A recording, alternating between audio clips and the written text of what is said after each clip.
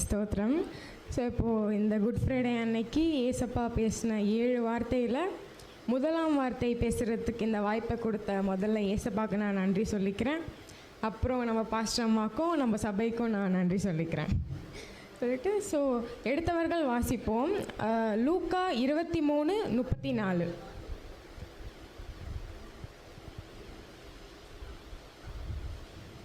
அப்பொழுது இயேசு, பிதாவே, இவர்களுக்கு மன்னியும், தாங்கள் செய்கிறது இன்னதென்று அறியாது இருக்கிறார்களே என்றார்.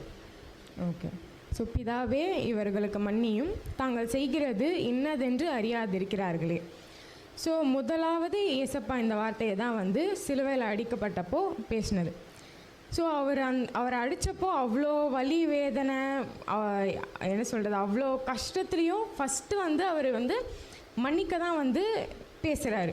ஸோ இந்த மாதிரி நிறைய ஜனங்களுக்கு அவர் நிறைய அதிசயங்கள் அற்புதங்கள்லாம் செஞ்சுருப்பார் அந்த கூட்டத்தில். பட் அவங்களே என்ன சொல்லியிருப்பாங்க, இவரை சிலுவையில் அறைங்கன்னு சொல்லியிருப்பாங்க. அதெல்லாம் அவர் எதுவுமே யோசிக்காமல் அவங்களையும் சேர்ந்து இவங்க என்ன பண்ணுறாங்கன்னே தெரியல ஏசப்பா, பிதாவே அவர்களை மன்னியும்னு சொல்கிறாரு. ஸோ அந்த சிலுவையில் இருந்த தருணத்துலேயும் அந்த மன்னிக்கிற குணம் அவருக்கு இருந்துச்சு. ஸோ அதுபோல் நாமும் நமக்கு யார் என்ன செஞ்சாலுமே நம்ம அதை முழு மனசாக மன்னிக்கணும். இப்போ சில பேர் சொல்லுவாங்களா வாய் வார்த்தையில் இந்த மாதிரி, சரி ஓகே உங்களை மன்னிச்சிட்டேன் அப்படின்னு சொல்லுவாங்க. ஸோ அந்த மாதிரி இல்லாமல் நம்ம மனசுலேருந்து மன்னிக்கிறது தான் உண்மையான மன்னிப்பு. ஸோ வேதத்தில் ஒரு சம்பவத்தை நம்ம பார்க்கலாம். ஸோ நீங்கள் வீட்டுக்கு போய் வாசிச்சுக்கோங்க. லூக்கா 7:36-48. ஸோ நான் சுருக்கமாக அதை சொல்கிறேன். ஸோ சீமோன்ட்டு ஒருத்தர் பைபிளில் இருக்கார். நீங்கள் நினைக்கிற பேதுரு சீமோன் இல்லை, ஏசப்பாவோட சீஷர் இல்லை. ஸோ இவர் ஒரு குஷ்டரோகி சீமோன். ஸோ அவர் ஒரு பரிசேயனாக இருந்தார். ஸோ அவன் குஷ்டரோகியாக இருக்கும் போது ஏசப்பா அவனை தொட்டு சுகமாக்குனதுனால அவன் என்ன சொன்னால், ஏசப்பா ஒரு நாள் நீங்கள் எங்கள் வீட்டுக்கு வாங்க, விருந்து சாப்பிடுங்கன்னு சொல்லிட்டு அவனை கூப்பிட்டாரு. ஸோ ஏசப்பா அவன் வீட்டுக்கு போயிட்டுருக்கும்போது அவர் பந்தி இருக்கும் போது அந்த ஊருக்கு அவர் வந்திருக்காருன்னு சொல்லிட்டு ஒரு பாவியாகிய ஒரு ஸ்திரீக்கு தெரிஞ்ச உடனே அவன் அந்த வீட்டுக்கு ஏசப்பாவை தேடி வரா. வந்த உடனே அவருடைய கால்களை கண்ணீரால் நிரப்பி அதை அவரோட முடியினால் தொடச்சி ஒரு விலை உயர்ந்த பரிமள தைலத்தை ஊற்றி அவரோட கால் அருகே உட்காந்துட்ருக்கா. அவருடைய கால்களை முத்தம் செஞ்சுட்டு உட்காந்துட்ருக்கா. ஸோ அப்போது இதெல்லாம் பண்ணிகிட்டு இருக்கும்போது இந்த பரிசேயன் இந்த மாதிரி யோசிக்கிறான். மனசில் யோசிக்கிறான், வெளியில் சொல்லலை, மனசில் யோசிக்கிறான். இந்த மாதிரி இவர் தீர்க்கதரிசி தானே, இவளை தொடுக்கிறது எப்படிப்பட்ட ஸ்திரீன்னு சொல்லிட்டு அவருக்கு எப்படி தெரியாமல் இருக்கும், இவ தான் பாவியாச்சே அப்படின்னு சொல்லிட்டு அவன் மனசுலே நினைக்கிறான். இதை ஏசப்பாவுக்கு தெரிஞ்சிருச்சு அவன் மனசில் நினைக்கிறது. ஸோ அப்போ ஏசப்பா கேட்டார், சீமோனே இந்த மாதிரி உங்ககிட்ட ஒரு விஷயம் சொல்லணும் அப்படின்னு சொல்கிறார். ஸோ அவன் போதகரே சொல்லுங்கள் என்ன அப்படின்னு கேட்கும் போது அவர் ஒரு உவமையை சொல்கிறாரு அவனுக்கு. இந்த மாதிரி ஒருவனிடத்துல 2 பேர் கடன் வாங்கியிருந்தாங்க. ஒருத்தன் பார்த்தீங்கன்னா 500 வெள்ளிக்காசும், இன்னொருத்தன் பார்த்தீங்கன்னா 50 வெள்ளிக்காசும் வாங்கியிருந்தான். இப்போ 2 பேராலையும் அது ஆக்சுவலாக கொடுக்க முடியல. அதனால என்ன பண்ணாங்க, அதை அவங்களுக்கு மன்னிக்கப்பட்டுச்சு. ஸோ அப்போ ஏசப்பா கேள்வி கேட்குறாரு, இந்த ரெண்டு பேரையும் மன்னிச்சிட்டாங்க. ஸோ யார் அதிகமாக அன்பு கூறுவா, நீங்கள் சொல்லுங்கள் பார்ப்போம். 500 ரூபா கொடுத்தவன் தான் கண்டிப்பாக. அதே தான் அந்த சீமோனும் சொன்னான். இந்த மாதிரி அதிகமாக காசு கொடுக்க மன்னிக்கப்பட்டவன் தான் அதிகமாக அன்பு கூறுவான்னு சொன்னப்போ ஸோ ஏசப்பாவும் சொன்னார், இந்த மாதிரி ஆமாம் கரெக்டாக சொன்னேன். அதே மாதிரி இந்த வீட்டில் யூஸ்வலாக இஸ்ரேலில் போனீங்கன்னா, இப்போ வீட்டில் போனால் வெளியில் தண்ணி வச்சுருப்பாங்க, இந்த மாதிரி கால் கழுவிட்டு தான் உள்ளே போகணும். ஸோ இப்போ ஏசப்பா அவன் வீட்டுக்கு வரும்போது அவன் தண்ணியும் தரல. ஆனால் இந்த ஸ்திரீயும் என்ன பண்ணால், அவரோட கண்ணீரால் அவரோட பாதத்தை நினச்சா.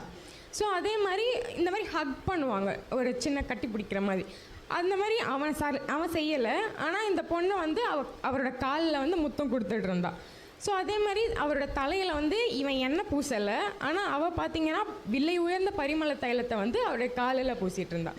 ஸோ அதுபோல் இவ செய்த பாவம் ரொம்ப ஜாஸ்தியாக இருந்துச்சு. அதனால தான் இவ இவ்வளோ அன்பு கூறுறா எனக்கு அப்படின்னு சொல்லி ஏசப்பா சொன்னார். ஸோ அந்த மாதிரி கொஞ்சமாக மன்னிக்கப்பட்டவன் கொஞ்சமாக தான் என்கிட்ட அன்பு கூறுவான், ஆனால் நிறைய பாவம் செஞ்சவங்க தான் நிறைய அன்பு கூறுவாங்கன்னு சொல்லிட்டு ஏசப்பா சொன்னார். ஸோ அவன் பார்த்தீங்கன்னா அவளை மன்னிக்க தயாராகவே இல்லை, யார் இவ அப்படின்ற மாதிரி சொல்லிட்டு இருந்தான். ஆனால் ஏசப்பா இப்படி ஒரு உவமையை சொல்லி அவனுக்கு புரிய வச்சார். ஸோ அது போல் தான் நாமும் யார் என்ன செஞ்சாலுமே நம்ம மனப்பூர்வமாக மன்னிக்கணும். அதுக்கப்புறம் அவரோட வரலாற்று அந்த பாவியான அந்த ஸ்திரீயோட வரலாற்றை எடுத்து பார்த்தீங்கன்னா, அவள் பின்பு ஒரு நல்ல ஊழியக்காரியாகி ஏசப்பாக்காக பயன்பட்ட அவள். இந்த விஷயம் மட்டும் இல்லை, இந்த மன்னிப்பு நீங்கள் ஸ்டார்டிங்லேருந்தே வந்து இருந்திருக்கு. எதுலேருந்து பார்த்தீங்கன்னா ஆதாம் ஏவாளோட இதுலேருந்தே அவங்க கீழ்ப்படியாமல் ஏசப்பாவை நிறைய கஷ்டப்படுத்தினாங்க. ஆனால் ஏசப்பா அவங்கள மன்னித்து அவங்கள இது பண்ணார். அதுபோல் யோனா கீழ்ப்படியாமல் போனான், ஏசப்பா சொல்லியும் வேறு இதுக்கு போனான். ஸோ அவனையும் மன்னிச்சார். அதேமாரி சிம்சோன், தாவீது, நிறைய பேர் இருக்காங்க புத்தகத்தில். ஸோ இந்த மாதிரி ஏசப்பாவோட குணத்தை வந்து நம்மளும் வந்து அவரோட அடிச்சுவடுகளை பின்பற்றி யார் நம்மளுக்கு என்ன செஞ்சாலுமே மனப்பூர்வமாக மன்னிக்கணும். அதுக்கப்புறம் இப்போது மிச்சவங்க தான் வந்து இப்படி பண்ணுறாங்கன்னு பார்த்தா அவர் கூட இருந்தவங்களே 2 பேர் யார் சொல்லுங்கள்? பேதுரு, யூதாஸ். ஸோ அதான் பேதுரு வந்து 3 தடவை அவன் வந்து யாருனே தெரிலன்னு சொல்லிட்டான். இப்போ நம்ம கூட பழகி உங்களை யாருனே தெரிலன்னு சொன்னால் நம்ம வந்து கஷ்டமாக இருக்கும்ல, எவ்வளோ கஷ்டம். அது போல் ஏசப்பா அதெல்லாம் எதுவுமே கண்டுக்காமல் அவர் வந்து கேட்கக்கூட இல்லை, நீ ஏன் என்ன தெரியலன்னு சொன்னேன் அப்படின்ட்டு அவர் எதுவுமே கேட்கல. பேதுரு வந்து மனம் கசந்து மன்னிப்பு கேட்டப்போ அவனுக்கு வந்து ஏசப்பா மன்னிப்பு கொடுத்தாரு. அதேமாதிரி அவனும் ஏசப்பாக்காக வல்லமையாக ஊழியம் செஞ்சான். ஸோ ஆனால் யூதாஸ் பார்த்தீங்கன்னா, யூதாஸும் வந்து ஏசப்பா அவன் காலெல்லாம் கழுவுறாரு, 3 வருஷம் கூட இருந்திருக்காரு, ஒன்றா சாப்பிட்ருப்பாங்க, ஒன்றா தூங்கியிருப்பாங்க, எங்கே பார்த்தாலும் கூட தான் இருந்திருப்பாங்க. ஆனால் யூதாஸ் என்ன பண்ணான்? காட்டி கொடுத்துட்டான் ஏசப்பாவை. ஆனால் அவன் மன்னிப்பு கேட்க தயாராக இல்லை. அதனால் அவன் வந்து நாண்டு கொண்டு சேர்த்தான். ஸோ அந்த மாதிரி. ஸோ ஏசப்பா போலவே நம்ம அவருடைய அடிச்சுவடுகளை பின்பற்றி நாம் எல்லாரையும் மன்னிக்கணும் மனப்பூர்வமாக. ஸோ ஒரு சின்ன பாடல் படிக்கிறேன்.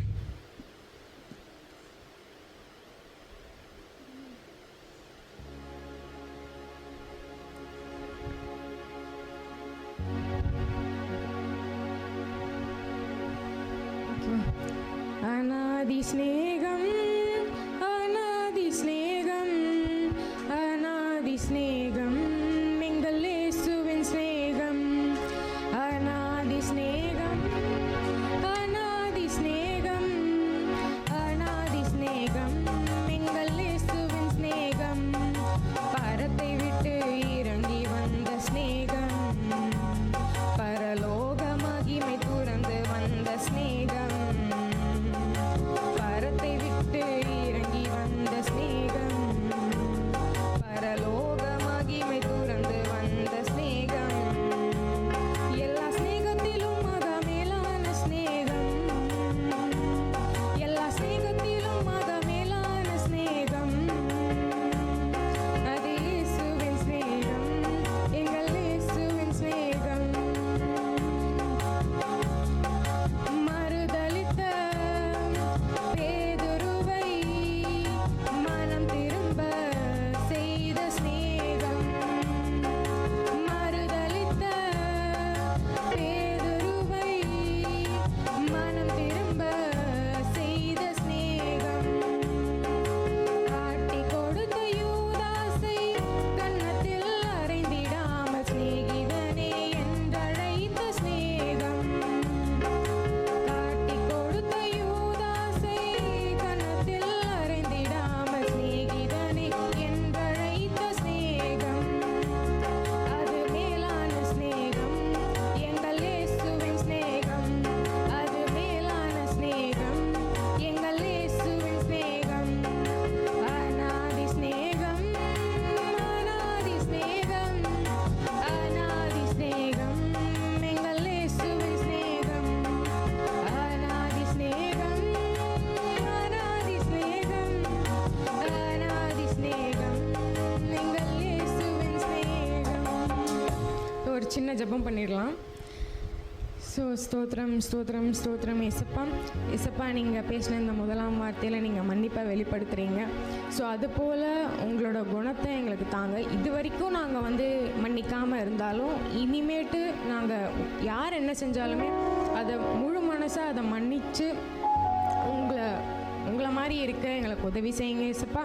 எங்களுக்கு கிருபை தாங்க, பொறுப்பெடுத்து வழிநடத்துங்க. இயேசு மூலம் ஜெபிக்கிறேன் ஜீவன் நல்ல பிதாவே, ஆமென். நன்றி.